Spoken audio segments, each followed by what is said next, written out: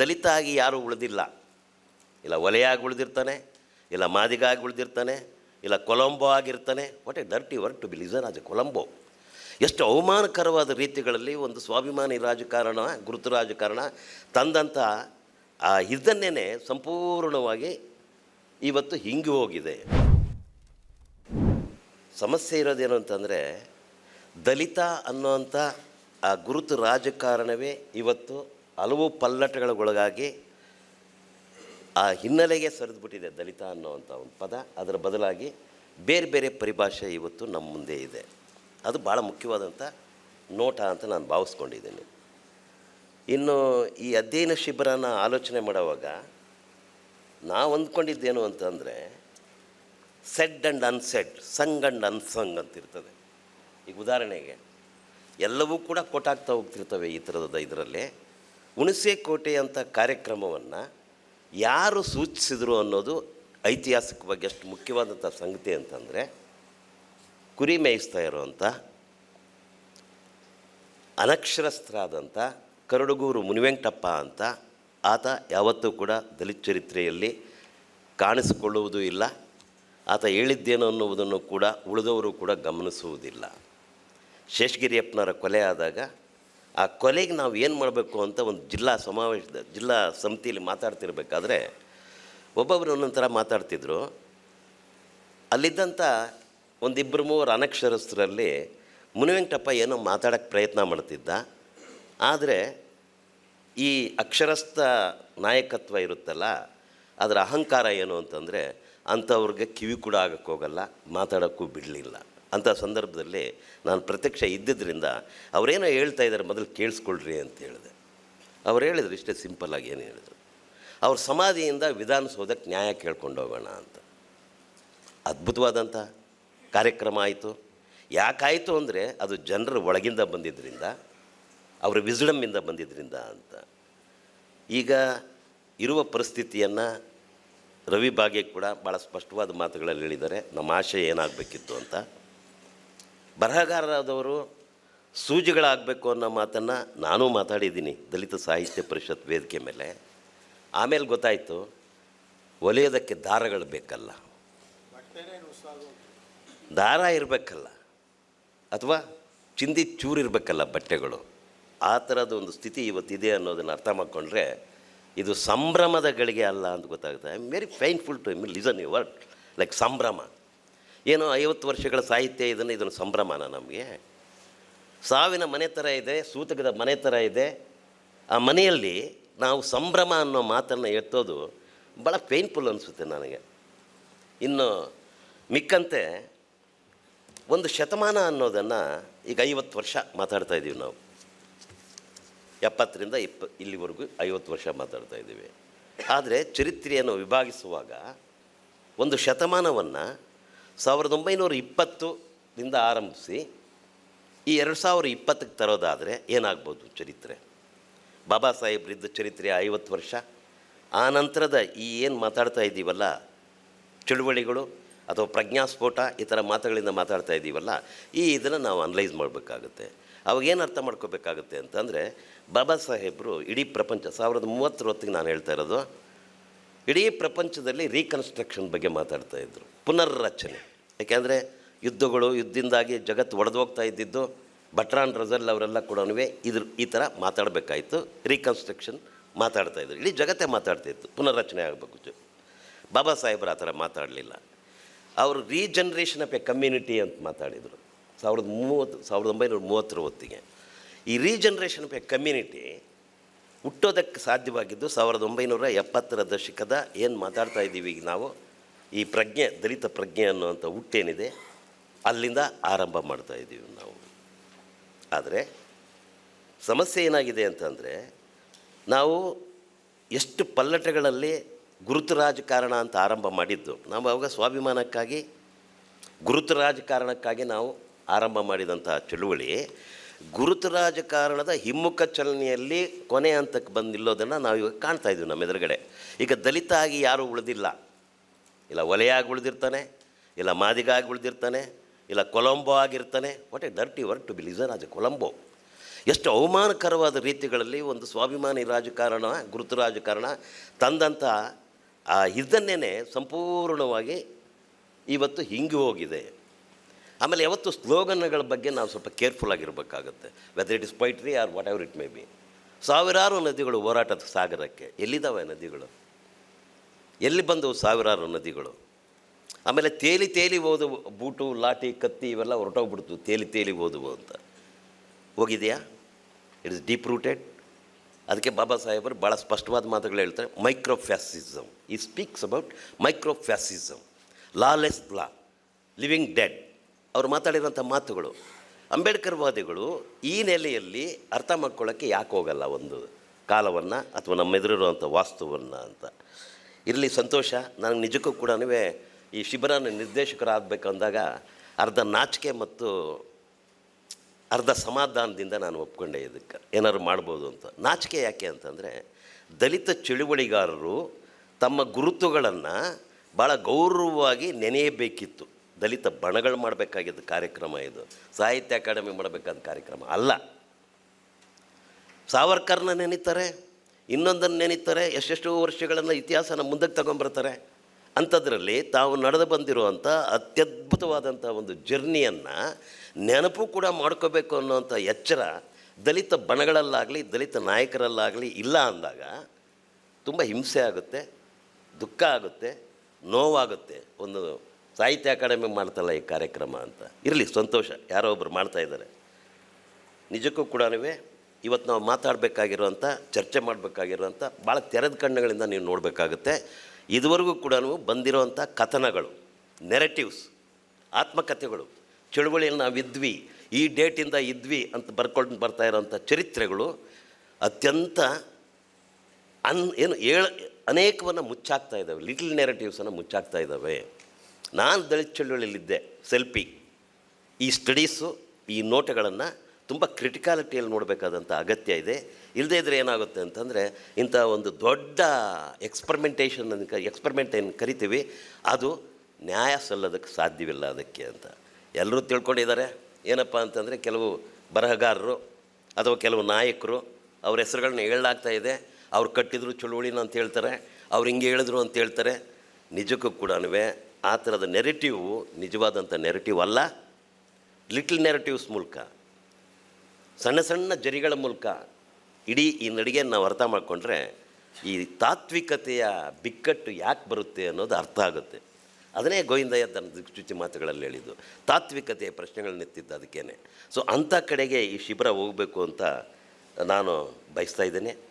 ಜೊತೆಗೆ ಇದುವರೆಗೂ ಬರೆದಿರೋವಂಥ ಎಲ್ಲವನ್ನು ಬದಿಗಿಡಿ ಅಂತಲೇ ಹೇಳ್ತಾ ಇದ್ದೀನಿ ನಾನು. ಅದರಲ್ಲಿ ಏನನ್ನು ನೋಡಬೇಕು ಅಷ್ಟನ್ನೇ ನೋಡಬೇಕಾಗಿದೆ. ಯಾಕೆ ಅಂತಂದರೆ, ಹೇಳಿದ್ದನ್ನೇ ಹೇಳಿ ಹೇಳಿ ಹೇಳಿ ಪುನರಾವರ್ತನೆ ಮಾಡಿ ಸೈಕ್ಲೋ ಸ್ಟೈಲ್ ಎಷ್ಟು ಮಾಡ್ತೀರಿ ನೀವು? ರೀಸೈಕ್ಲಿಂಗ್ ಎಷ್ಟು ಮಾಡ್ತೀರಿ ನೀವು? ಈ ರೀಸೈಕ್ಲಿಂಗಲ್ಲಿ ನಿಜವಾದಂಥ ಈ ನೆಲದ ಗುರುತುಗಳನ್ನು ಕಾಣಿಸ್ಬೇಕಾದ ರೀತಿಯಲ್ಲಿ ಚರಿತ್ರೆಯಲ್ಲಿ ಕಾಣಿಸಿಲ್ಲ ಯಾರೂ.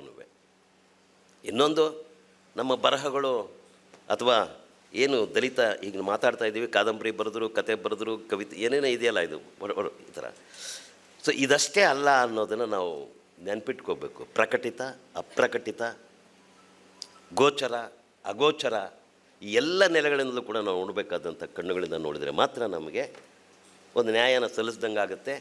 ಇಲ್ಲಾಂದರೆ ಏನಾಗುತ್ತೆ ಅಂತಂದರೆ, ನಾನು ಸಾಹಿತ್ಯ ಅಕಾಡೆಮಿ ಮಾಡ್ತಾಯಿರೋ ಕಾರ್ಯಕ್ರಮಗಳನ್ನು ನಾನು ನೋಡಿದ್ದೀನಿ, ಅವ್ರು ತಂದಿರೋ ಕೃತಿಗಳನ್ನು ನಾನು ಓದಿದ್ದೀನಿ. ಅದರೊಳಗೆ ಅವ್ರು ಎಷ್ಟು ಐತಿಹಾಸಿಕವಾದ ತಪ್ಪುಗಳನ್ನು ಮಾಡ್ತಾರೆ ಅನ್ನೋ ಪ್ರಜ್ಞೆ ಕೂಡ ನನಗಿದೆ. ಯಾರೋ ಒಬ್ಬರು ಬರೆದಿದ್ದಾರೆ, ಸಾಹಿತ್ಯ ಅಕಾಡೆಮಿನೇ ಪ್ರಕಟ ಮಾಡಿದೆ, ಬಿ ಕೃಷ್ಣಪ್ಪನವರು ಬಿಡಿ ಸೇರ್ತಿರಲಿಲ್ಲ, ಎಂಡ ಕುಡಿತಿರಲಿಲ್ಲ, ಅದಕ್ಕೋಸ್ಕರ ಚಳುವಳಿ ಎಷ್ಟು ದೊಡ್ಡದಾಗಿತ್ತು ಅಂತ ಮಾತಾಡ್ತಾರೆ. ಎಷ್ಟು ಫೂಲಿಶ್ ಆಗಿರುತ್ತೆ ಅವಲ್ಲ ಅಂತಂದರೆ, ಅದನ್ನು ಅಕಾಡೆಮಿ ಅಂಥದ್ದು ಅಧಿಕೃತ ಮಾಡುತ್ತೆ. ಸೊ ಈಗ ಅಧಿಕೃತ ಮಾಡೋದ್ರ ಜೊತೆಗೆ ನಿಜಕ್ಕೂ ಕೂಡ ನೋಡಬೇಕಾದ ಕಣ್ಣೋಟದ ಮೂಲಕ ನೋಡೋದನ್ನು ಕೂಡ ನಾವು ಕಂಡ್ಕೋಬೇಕಾಗುತ್ತೆ. ಇದುವರೆಗಿನ ನೆರೆಟಿವ್ಗಳನ್ನು ದಯಮಾಡಿ ನೀವೆಲ್ಲ ಓದಿ ಬಂದಿರ್ತೀರಿ, ನನಗೆ ಚೆನ್ನಾಗಿ ಗೊತ್ತು. ಯಾವಾಗ ಜೀವಂತ ಚಳುವಳಿಗಳು ಅಕಾಡೆಮಿಕ್ಸ್ ಆಗ್ತಾವೋ ಅದೇ ಹೇಳುತ್ತೆ ಅದು ಸಾಯ್ತಾ ಇದೆ ಅಂತ. ಅಕಾಡೆಮಿಕ್ಸ್ಗೆ ಹೋಗ್ತದೆ ಅಂತಂದರೆ ನಮ್ಮ ಚಳುವಳಿಗಳು, ಅಕಾಡೆಮಿಕ್ ವಲಯಗಳಲ್ಲಿ ಅದ್ರ ಬಗ್ಗೆ ಭಾಳ ದೊಡ್ಡ ಇದು ನಡೀತಾ ಇದೆ ಅಂತಂದರೆ ಚಳುವಳಿ ಸಾಯ್ತಾ ಇದೆ ಅನ್ನೋದನ್ನು ನಾವು ಅರ್ಥ ಮಾಡ್ಕೋಬೇಕು. ಇನ್ನೊಂದು ಗೋವಿಂದಯ್ಯ, DR ನಾಗರಾಜ್ ಅವರು ದಲಿತ ಚಳುವಳಿ ಬಗ್ಗೆ ಭಾಳಷ್ಟೇನು ಬರೆದಿಲ್ಲ. ಅವರು ಪ್ರಪಂಚದ ಎಲ್ಲ ವಿಶ್ವವಿದ್ಯಾನಿಲಯಗಳಲ್ಲಿ ಪ್ರತಿಷ್ಠಿತ ವಿಶ್ವವಿದ್ಯಾನಿಲಯಗಳಲ್ಲಿ ಡಿ ಆರ್ ನಾಗರಾಜ್ ಅವರ ಫ್ಲೇಮಿಂಗ್ ಫೀಟ್ ಇದೆ ಹೊರತಾಗಿ ಆ ಫ್ಲೇಮಿಂಗ್ ಫೀಟ್ ಅನ್ನೋ ಕೃತಿ ಕೂಡ ಅದು ಅಂಥ ದಲಿತ ಚಳುವಳಿಯ ಏನು ಗಾಥೆಯನ್ನು ಅಥವಾ ಅದರ ಫಿಲಾಸಫಿಯನ್ನು ಹೇಳಿದ ಕೃತಿಯಲ್ಲ. ಡಿ ಆರ್ ನಾಗರಾಜರು ಕೂಡ ಅರ್ಧದಷ್ಟೇ ಚಿಂತಕರಾಗಿದ್ದರು ಅವರು ಅನ್ನೋದನ್ನು ಅರ್ಥ ಮಾಡ್ಕೋಬೇಕು.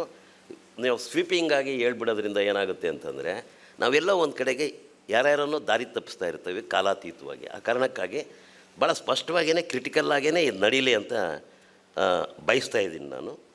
ಮತ್ತು ಈಗ ಈ ಏನು ತಲೆಮಾರು ಅಂತ ರವಿ ಬಾಗಿ ಅವರು ಹೇಳಿದರು, ಹಳೆ ತಲೆಮಾರು ಮತ್ತು ಹೊಸ ತಲೆಮಾರು ಅನ್ನೋ ಮಾತುಗಳನ್ನು ಹೇಳಿದರು.